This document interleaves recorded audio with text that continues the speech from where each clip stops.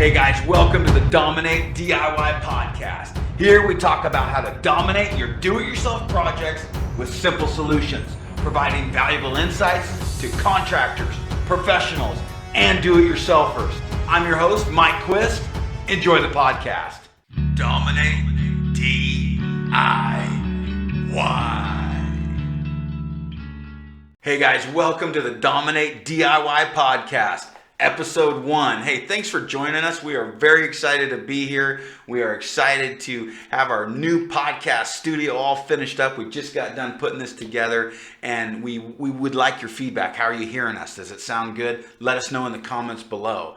What an exciting week. We're doing some fun things coming up. We're actually going out next week to film a show with American Builder. We got contacted by American Builder a little while ago. They said, hey, we love what you're doing with Countertops. We like your videos. Come on out, do a video with us, film a TV show with us, and let's see what you got. And so we're excited to go out there and show them live in living color what this stuff comes out like. We're stoked for that. We're going to bring the cameras along, and we're going to show you the behind the scenes. We're going to show you our trip and kind of how that all works out. So that's coming right up too. Again, thanks for joining us. The purpose of this podcast, what are we going to do? We're going to help with basically any do-it-yourself questions. You know, we've got 15 years experience. I've had my own contractor's license now for over 15 years. 99% of that work has all been in the remodeling aspect of contracting. So when you're remodeling, you run into old stuff in houses behind those walls that you never even imagined, and you learn through the school of hard knocks how to mitigate all these different issues that are going to come up against you. So when you're doing your projects, countertops are just one aspect of it. Floors are just one aspect. So a lot of times we'll get calls that are regarding other things other than epoxy, and we love that. That's what we mean truly by free project support. We're happy to help you guys with that. So when we run into these questions, typically it's not just one person that has that question. So we wanted this podcast to help anybody who's looking to do projects, looking to get their business going using our products, looking to progress or add or a brand new business. Any questions like that, feel free to ask us those anytime. We do have our podcast question and answer line on our homepage at stonecoatcountertops.com. So if you want to be on the podcast or future podcast, just call that number, leave a message, and if we love your question, we're going to air it, all right? So give us those anytime. If you have an immediate need, call our normal phone number at 541-450-1976. We're happy to answer those all the time. So let's dive right into these questions and see what this is all about. Let's have a good time. Here we go. All right, this first one is from Matt. Let's hear it. Hey, my name is Matt from Sugar Grove, Illinois. Just curious if you ever tried to create a stone-like finish for a countertop using any of the textured stone rollers by Walt Tools. I'm not sure if those tools would work with Bondo, but I'm going to give it a try. I was just curious about your opinions. If you get any questions or you'd like to get back to me because I'd like to talk to someone, please call 846. Thank you. Bye. Man, great question, Matt from Sugar Grove. Thank you so much for calling. And this question takes us back to our roots. So have we ever used those textured rollers from Walt Tools to create stone-like finishes on top of countertops? Yes, we have actually, and we've done that a lot. We don't do it a lot anymore, but we might do a video on that. I think we should. I think we should show you what we do there. It's great for outdoor barbecues or hearths or old world looks that you're trying to achieve. I love that idea. It's not good over Bondo. So what a textured roller is it's got a stamp basically of a rock or slate or pitted stone. They have all kinds of different rollers that you can get in stone-like finishes. And we used to use, they were skins basically. They were just squares that were textured like slate was our favorite one. And we would also use rollers which are really fast versus the skins that we found out. So we kind of graduated to the rollers, but we didn't do it over Bondo. We would actually go over wood, but we would take that expanded metal or lath metal designed for like stucco work, stuff like that, and we would screw all that down on the plywood and then we would trowel out VersaBond. VersaBond is a polymer modified thin set you can get at Home Depot. There's all kinds of different vertical wall mixes and different concrete mixes. The key is you need polymer. Polymer is added into these like thin set. Thin set is a heavy. This particular VersaBond is a heavy modified thin set with polymer, and so we used polymer. Then we also used liquid polymer instead of water to mix the thin set, so you have a lot of polymer, so it's a real sticky mix.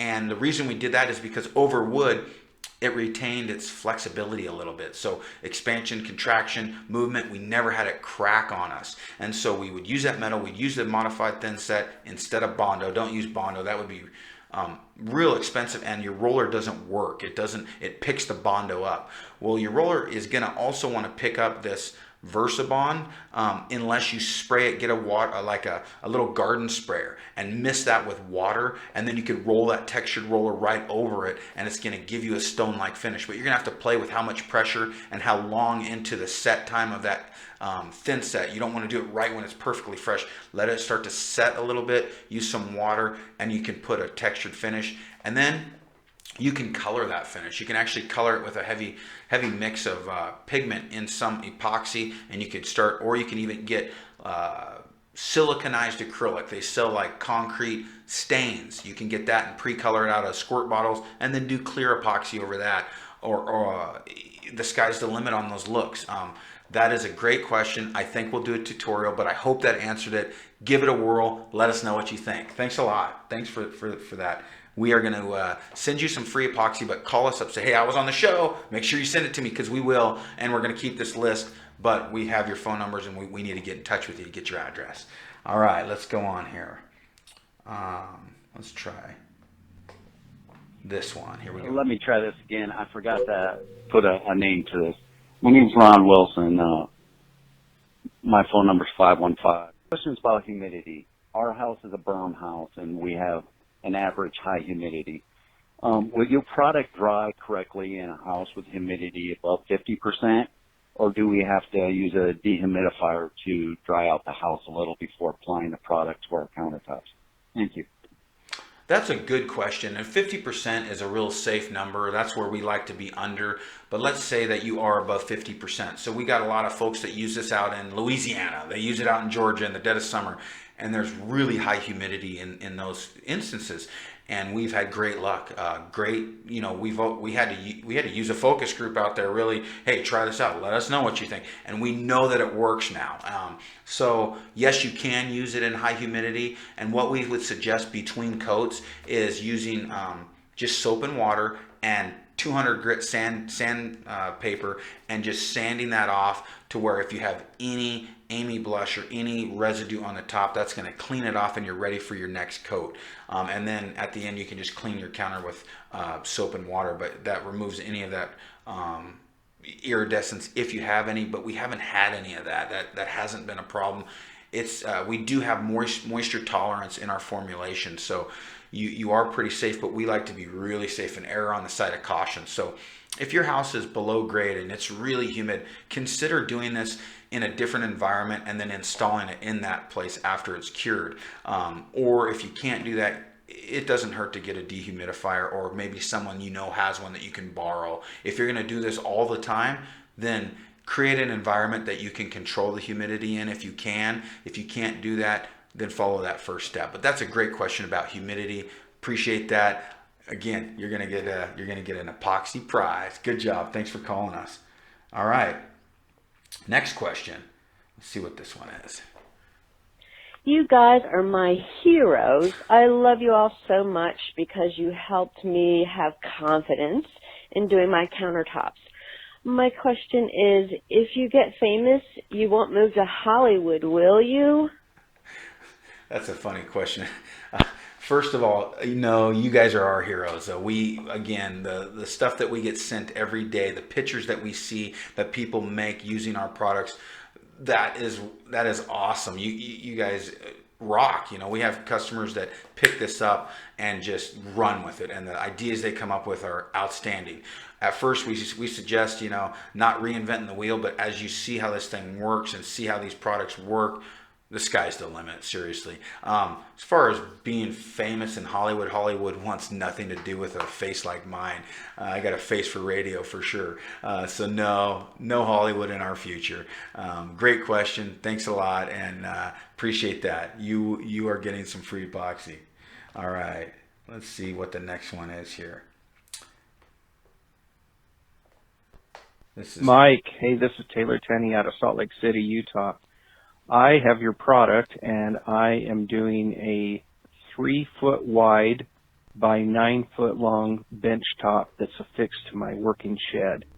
Pretty excited to use the product, but what I found is I've done a level on there, and it tilts forward just slightly. So my question to you is twofold. How critical and how much of a grade is possible with the epoxy before I need to work on getting the shed level or the countertop level? Second question is, I have a 5x1 backsplash or backer board that's already affixed. I'd like to epoxy it, but I'm not sure if that's too long or not. So give me your recommendations of how tall the backer board could be before you recommend not using the epoxy. Anyway, give me a call back, or you can reach me at 801. Love watching your videos and seeing your social media. Thank you. Man, Taylor, great questions. I love it. I love that you already have our product. That's awesome. Thank you for your support. We're happy to answer this question. So number one, out of level. So this is common, especially in remodeling where there's existing countertops. More times than not, they are out of level. And so what we do is we suggest putting a level on those countertops, seeing where they're out of level and which direction the epoxy is going to flow. And we are using a self-leveling product. So if you put a ton of color effects that are perpendicular or basically against the grain of where that wants to flow because it's out of level, those we're going to wash towards. So let's say it's back to front. It's higher in the back and it's running forward, and you go side to side with a long vein. That vein's going to want to work its way forward and kind of wash out a little bit. So if it's doing that, your first option is create your color effects to go with that grain, and then it won't appear that it's messing up or washing out, and the epoxy will level, and it'll make the counter level because it's going to be higher on one point. Well, then when you do your clear coat, you're going over a level surface, unless it's way out of level, but as long as it's not way out, then you're going over your clear coat and you're golden. So what would we do? First thing we would do is look underneath those cabinets and see how that countertop's attached. So usually there's just a few cleats under there with some screws in them. You can undo those, level it, and re-screw it in, and now in a few minutes of work, you got a really good surface. If that's not possible, another thing that you can do is demo that off and build a new piece and put it on its level. That's another option. Or you can just go with the grain, follow that advice with letting everything run anyways, but do your effects that way, or use a blotchy pattern that doesn't have grain flow, and then it won't show up that it's out of level. It won't run. Just do more of a random pattern, and then as it cures, it's going to look cool. Another thing that we do is, if it is out of level, we'll kind of stick with the piece where as it gets later and later in the working time, you can come back and re-chop things or remove things with the stick or the brush, or make different effects that will stay put because it's not flowing as much. That's another option to play with. So what we would suggest is get a sample board, put it off level, just the same amount that your counter is, make it, and then see how the effects work, and you can make an informed decision of what direction you want to go. Other part of that question is your 5-foot by 1-foot backsplash. So whenever we do backsplash as a professional contracting company, when we do these for our customers, we typically will remove the old backsplash. We'll make new backsplash out of MDF that matches, or it's actually a little taller than what they originally had, so it's going to hide any damage that was caused by removing the old backsplash. If there is damage, we'll kind of repair that sheetrock, but we're going to hide it with a new piece of backsplash. We don't recommend going that high with our effects, because it's not going to match your counter unless you do this. So there is an option. If you've seen our video where we use that Montana spray where we make it look like black marble. That's a newer one that we put up. Also those granite effects that you can get from Home Depot in a spray can. You pre-spray everything with that and then just do clear over everything. That's an option. And if you're out of level, that will show no out of levelness because you've already done all your color effects below the epoxy. So that's a good way to do and give yourself a fresh look over something that's out of level or has a tall vertical backsplash that you just don't want to remove because you want to get your project done or it's not in your wheelhouse. You know, there's a few different levels of do-it-yourselfers. There's, you know, beginner and novice, there's intermediate, and then there's expert. And so you really got to, you know, figure out where you're at in that, and if you want to do a little bit extra work to make it look more professional, you can, or you can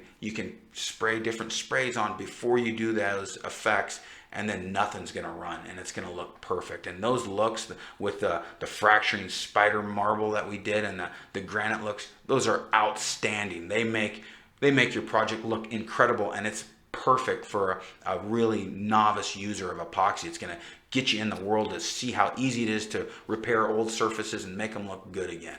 Okay, good question. Thanks again. Let's move on. What's our next question about here? I want to make sure I don't replay one here. Let's see what this one is. Oh, this is Carlos. You're going to love this guy. Hey, Mike, this is Carlos from Arizona. I had a question about a idea that I had.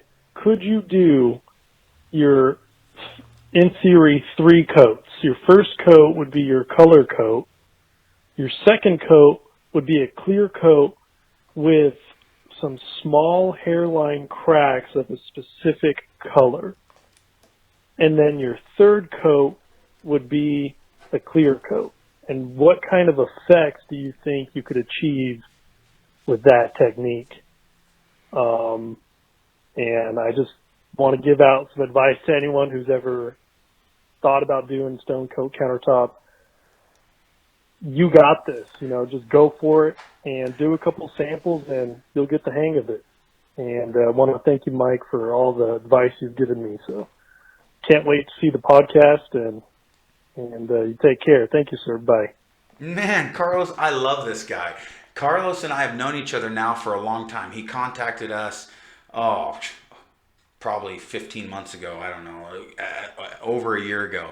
And the first conversation that I had with Carlos is he says, hey man, I love your product. My name's Carlos. I'm an entrepreneur. And I was like, right on, man. How can I help you? Like, wow, that's cool. That's a cool opener. You know, I'm an entrepreneur. And he truly is. You know, Carlos is a young man and he didn't have a contracting or a building background whatsoever. He found our product. He actually got some old tables and he started putting stone coat countertop epoxy over the top of them, and he sold them out of a garage sale on his mom's yard, and he couldn't believe how well they sold.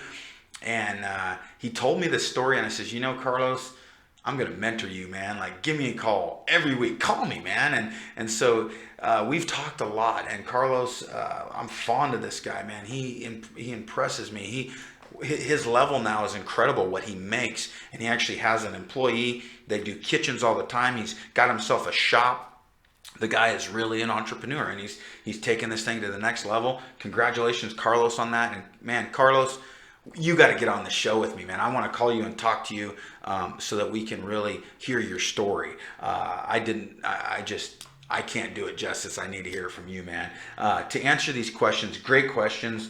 And one thing that we do is we never want to oversell our products. So we don't want to sell you 3 coats when you could do the same thing in 2. I would tell you exactly how I would do it. I don't want to waste the time of doing another coat or the money if I can achieve the same thing you're looking for in 2 coats. And honestly, I never do 3 coats. And here's why. On this effect, what I would do is, again, just like you, I'd put my color down on my first coat, but I'd let that start to set up. I'd let it start to dry, and I'd have some clear epoxy already set aside, and I'd kind of pour it off to the side. And then as that working time starts to go away, you can take that clear epoxy, scoop it back into your bucket. You don't want to leave it in the bucket because it'll heat up, but if you leave it flat, it's going to cure at the same rate as your counter. You can scoop that back in. If it's really starting to cure, kind of torch it a little bit. It'll loosen it up. Scoop it in your bucket. take a paint stick. Now you can add a little color to this. You can add a little glitter. You can add an additive, a metallic. You can just add some spray paint, or you can even just do clear. And what this does is you mix it up, you get it running off that paint stick, so it's just like a nice thin line coming down, and take your arm and just go over your piece in different random patterns, and it's going to put these fractures and these cracks in your piece, and it looks awesome. Do you need a third coat? No, you do that in your first coat, and then before it dries, and then when all that's dry, you do your clear over the top, and it gives you that 3-coat, real look. And also what it does is, as it's curing, because you did it late, it's still going to settle a little bit in that top, but it won't wash out because it's kind of tacky. So that's a great question, Carlos. Again, man, you are the man. Thank you for calling. I'm flattered, man. You are awesome, and I know how busy you are now. So good job. Thanks for calling. All right, let's go to the next one here.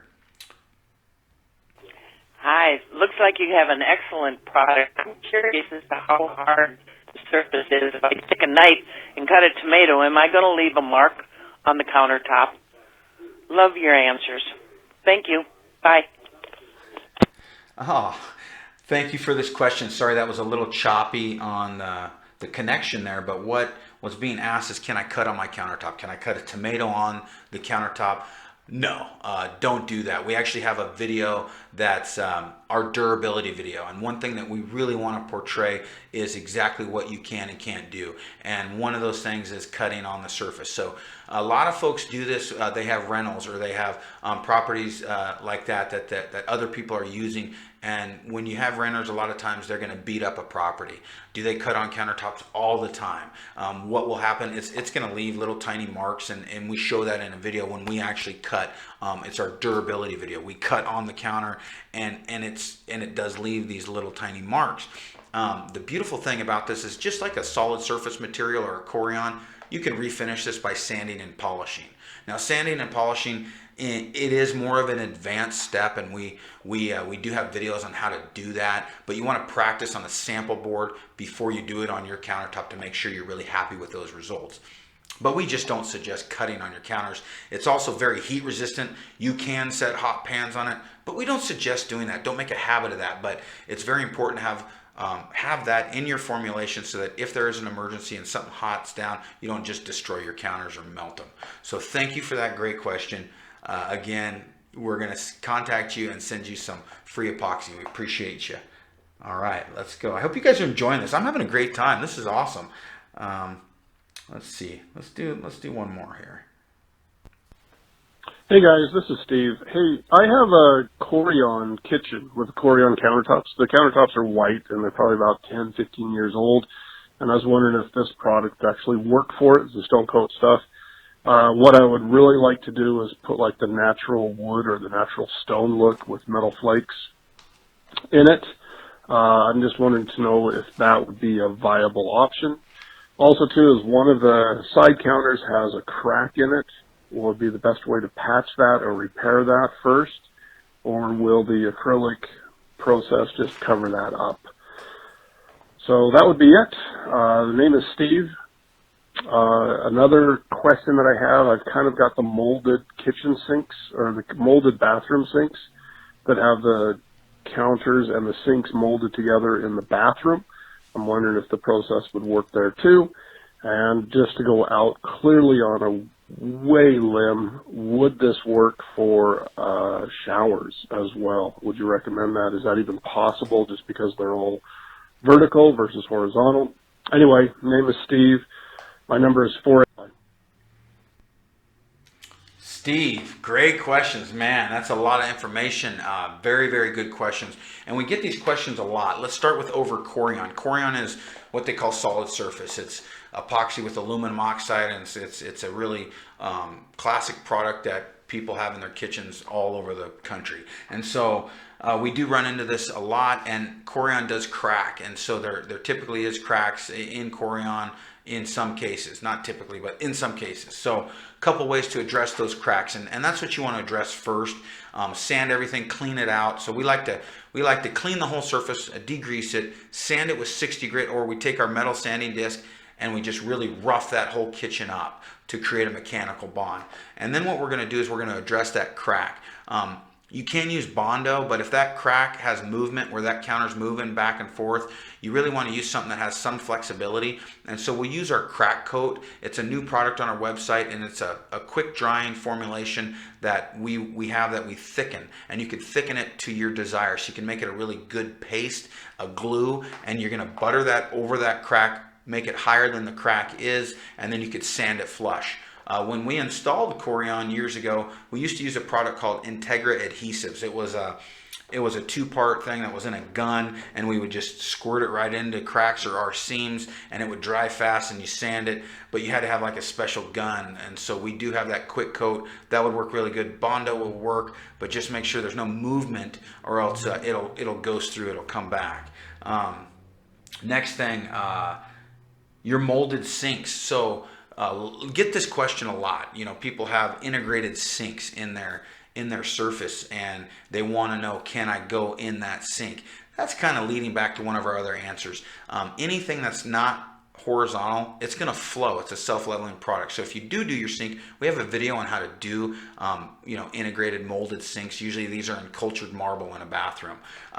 We do have a lot of do-it-yourself customers that like to do this because they don't want to go to the efforts of making a new countertop and getting a new sink, so they just do what's in place. You can do it, but the best way to make it look good was doing all your color prior to coating it with epoxy. So use that marble spray, use that granite spray, that kind of stuff, and then put clear epoxy over it, and now nothing flows downhill, and it looks really good. Make sure you take your P-trap off, and you don't put epoxy down your ABS P-trap.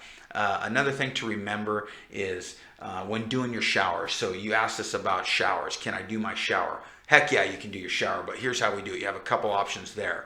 Number one, we like to pour our showers flat. So we'll use MDF panels, and you're thinking, MDF in a shower, are you serious? Yeah, absolutely. Here's how we do it. So we'll take a piece of MDF, we pre-cut it to size for the shower, and then we'll make sure our panels all fit even before we coat them. So we'll cut everything, we'll pre-fit everything. Now we know it fits exactly how we want it to. We'll take the panels out, and then we'll start coating them. We'll coat them with our process, and then we're going to sand the drips off, and then we apply a product called Red Guard. Red Guard is a real waterproof membrane material that is going to stop that water intrusion. We do 2 coats, and we also roll that Red Guard on the sheetrock where these panels are going to be glued. The reason we do that is just extra insurance. When we install those panels, we use 100% silicone. We tape off both the sides of that joint, and we fill it in with 100% silicone, and now you got a shower. Well, let's talk about a problem you're going to run into. So usually when you do a shower,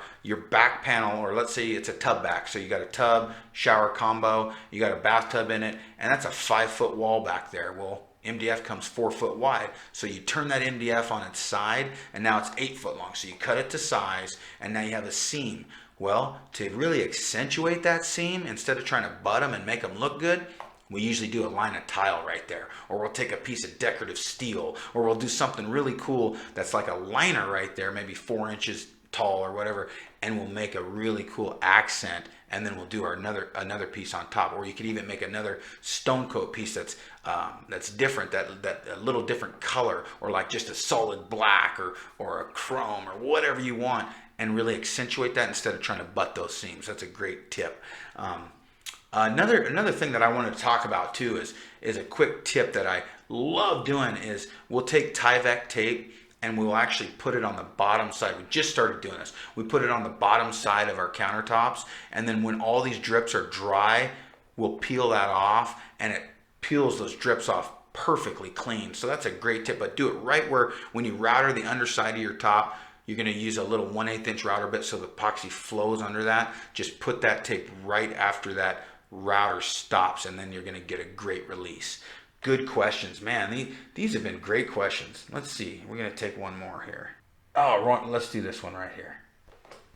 Hi, this is Karen Bartlett. I am in Maine. My question is, I want to do my Formica countertop, but I'm kind of curious how I do the small backsplash on the back of the counter without the material sliding down and puddling, and still getting a thick enough coat to make it look good. The back of the counter and the front edge of the counter. Thank you very much. Bye. Karen, thank you. That was a good question. So that's very similar to some of the other questions that we've discussed about, integrated sinks and taller backsplash, those kind of things. Same thing. I would do a color effect that isn't very complex. I would pre-color it mostly. You can also do a little color in the epoxy, but put most of your color effects below the epoxy surface, so you can do this marble effect and the granite effects. And we're actually coming up with some videos with different effects that are kind of pre-done, more faux finishing type stuff that can be really, really cool and pretty. And then you do clear epoxy over it and it looks deep, and then you just add a little bit of effects in your veins and stuff, and your backsplash doesn't appear that it doesn't belong. If we were doing this for a client, we would cut that backsplash off, and then the sky's the limit on color, because we're going to pour a backsplash with that countertop and then install it vertical after it's cured. Another option that you have is to cut that backsplash off and install a tile backsplash after you're done with your countertop. Usually doing a tumbled slate or tumbled travertine, natural stone on top of your stone coat countertop project really gives it that from good to great look. I mean, it really makes your project pop because it's got another texture, another finish, another sheen. It really accents the counters well. But we like to, we've even seen people use subway tile, and that looks cool. And so you can just do a row or two. You don't have to go all the way to the underside of your upper cabinets, or you can. The sky's the limit. It depends on your level of do-it-yourself awesomeness. So start out with what you're comfortable with, and we always suggest that sample board. You can also go down to Habitat for Humanity, buy a crappy piece of Formica and just a little piece and do it and see how it comes out. Make sure you like it, and then you're not doing your whole kitchen and wasting any material. Hey, thanks a lot, Karen. We're going to send you some free product. You can try it and see what you think. Anybody who we're sending the stuff to for free, can you do us a favor? Take some pictures, take some video of what you did, send it to us so we can show the world what you're doing, man. This is awesome what people come up with, and we just want to continue to share that. Okay, guys, I think we're going to wrap this up. I think this was a great first episode. What'd you guys think? Tell me what you want to hear in the next podcast. What are you guys looking for? We really appreciate your support. I think we have some of the best subscribers ever. Please subscribe. Please share this podcast. We are very appreciative of that. We know the power of word of mouth, and we hope we earn your business. Hey, thanks again. We appreciate everything. And until next time, from Stone Coat Countertops and the and the Dominate DIY podcast, you got this. We'll talk to you guys soon.